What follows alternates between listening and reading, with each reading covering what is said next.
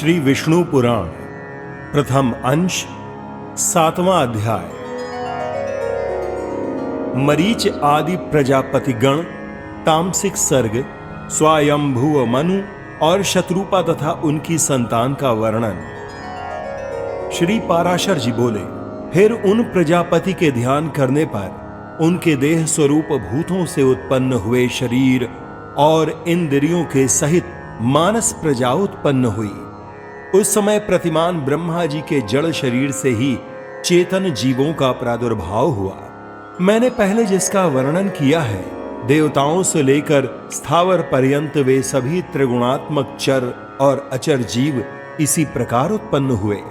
जब महाबुद्धिमान प्रजापति की वह प्रजा पुत्र पौत्रादि क्रम से और न बढ़ी, तब उन्होंने भृगु, पुलस्त्य, पुलह, क्रतु, अंगिरा, मारीच, दक्ष, अत्रि और वशिष्ठ इन अपने ही सदृश अन्य मानस पुत्रों की सृष्टि की। पुराणों में ये 9 ब्रह्मा माने गए हैं। फिर ख्याति, भूति, संभूति, क्षमा, प्रीति, सन्नति, ऊर्ज्या, अनुसूया तथा प्रसूति इन 9 कन्याओं को उत्पन्न कर इन्हें उन महात्माओं को तुम इनकी पत्नी हो ऐसा कहकर सौंप दिया। ब्रह्मा जी ने पहले जिन सनंदनादि को उत्पन्न किया था, वे निरपेक्ष होने के कारण संतान और संसार आदि में प्रवृत्त नहीं हुए। वे सभी ज्ञान संपन्न, विरक्त और मत्सरादि दोषों से रहित थे।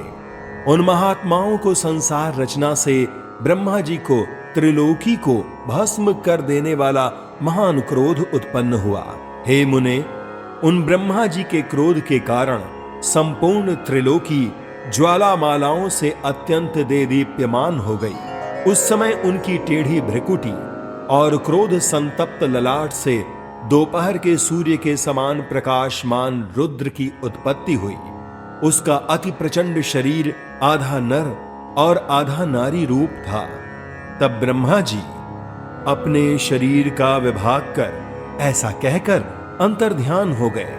ऐसा कहे जाने पर उस रुद्र ने अपने शरीरस्थ स्त्री और पुरुष दोनों भागों को अलग अलग कर दिया और फिर पुरुष भाग को 11 भागों में विभक्त किया तथा स्त्री भाग को भी सौम्य, क्रूर, शांत, अशांत और श्याम, गौर आदि कई रूपों में विभक्त कर दिया।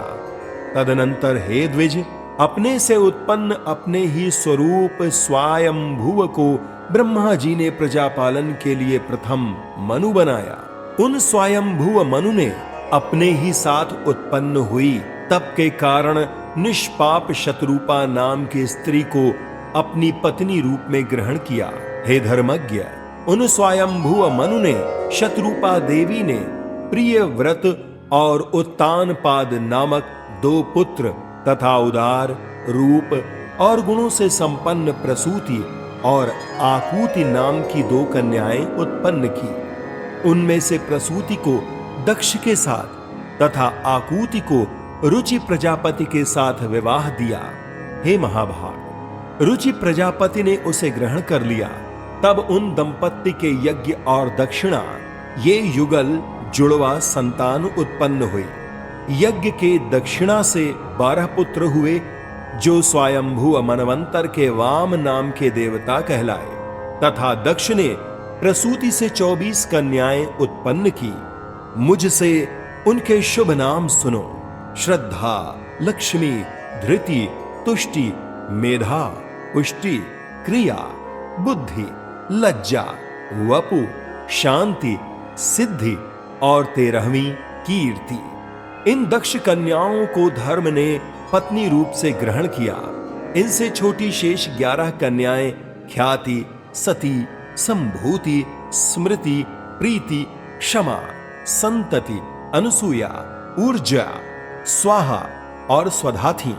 हे मुनि सत्तम, इन ख्याति आदि कन्याओं को क्रमशः भृगु, शिव, मरीचि, अंगिरा, पुलस्त्य, पुलह, क्रतु, अत्रि और वशिष्ठ इन मुनियों तथा अग्नि और पितरों ने ग्रहण किया।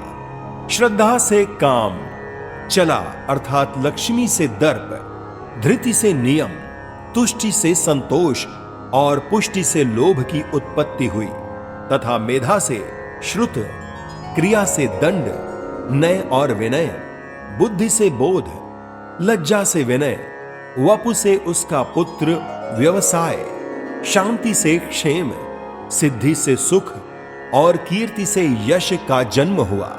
यही धर्म के पुत्र हैं। रति ने काम से धर्म के पौत्र हर्ष को उत्पन्न किया। अधर्म की स्त्री हिंसा थी, उससे अनृत नामक पुत्र और निकृति नाम की कन्या उत्पन्न हुई। उन दोनों से भय और नरक नाम के पुत्र तथा उनकी पत्नियां माया और वेदना नाम की कन्याएं हुई। उनमें से माया ने समस्त प्राणियों का संहार करता मृत्यु नामक पुत्र उत्पन्न किया। वेदना ने भी रौरव नरक के द्वारा अपने पुत्र दुख को जन्म दिया और मृत्यु से व्याधि, जरा, शोक, तृष्णा और क्रोध की उत्पत्ति हुई। ये सब अधर्म रूप हैं और दुखोत्तर नाम से प्रसिद्ध हैं, क्योंकि इनके परिणाम में ही दुख की प्राप्ति होती है। इनके न कोई स्त्री है और न संतान। ये सब ऊर्ध्व रेता हैं। हे मुनि कुमार, ये भगवान विष्णु के बड़े भयंकर रूप हैं और ये ही संसार के नित्य प्रलय के कारण होते हैं। हे महाभाग, दक्ष, मरीच, अत्रि और भृगु आदि प्रजापति गण इस जगत के नित्य सर्ग के कारण हैं, तथा मनु और मनु के पराक्रमी, सन्मार्ग परायण और शूरवीर पुत्र राजागण इस संसार की नित्य स्थिति के कारण है। श्री मैत्रेय जी बोले, हे ब्राह्मण, आपने जो नित्य स्थिति, नित्य सर्ग और नित्य प्रलय का उल्लेख किया, सो कृपा करके मुझसे इनका स्वरूप वर्णन कीजिए। श्री पराशर जी बोले, जिनकी गति कहीं नहीं रुकती, वे अचिंत्यात्मा सर्वव्यापक भगवान मधुसूदन निरंतर इन मनु आदि रूपों से संसार की उत्पत्ति, स्थिति और नाश करते रहते हैं। हे द्विज, समस्त भूतों का 4 प्रकार का प्रलय है: नैमित्तिक, प्राकृतिक, आत्यंतिक और नित्य। उनमें से नैमित्तिक प्रलय ही ब्रह्मपल्य है, जिसमें जगतपति प्रलय में ब्रह्मांड प्रकृति में लीन हो जाता है। ज्ञान के द्वारा योगी का परमात्मा में लीन हो जाना आत्यंतिक प्रलय है, और रात दिन जो भूतों का क्षय होता है वही नित्य पल्य है। प्रकृति से महतत्वादि क्रम से जो सृष्टि होती है वह प्राकृतिक सृष्टि कहलाती है, और अवांतर प्रलय के अनंतर ब्रह्मा के द्वारा चराचर जगत की उत्पत्ति होती है, वह दैनंदिनी सृष्टि कही जाती है। और हे मुनि श्रेष्ठ, जिसमें प्रतिदिन प्राणियों की उत्पत्ति होती रहती है, उसे पुराणार्थ में कुशल महानुभावों ने नित्य सृष्टि कहा है। इस प्रकार समस्त शरीर में स्थित भूत भावन भगवान विष्णु जगत की उत्पत्ति, स्थिति और प्रलय करते रहते हैं। हे मैत्रेय, सृष्टि, स्थिति और विनाश की इन वैष्णवी शक्तियों का समस्त शरीरों में समान भाव से अहर्निश संचार होता रहता है।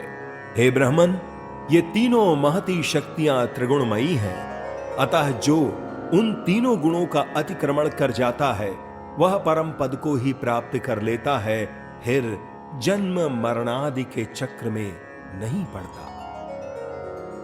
इति श्री विष्णु पुराणे प्रथमेशे 7मो अध्यायः।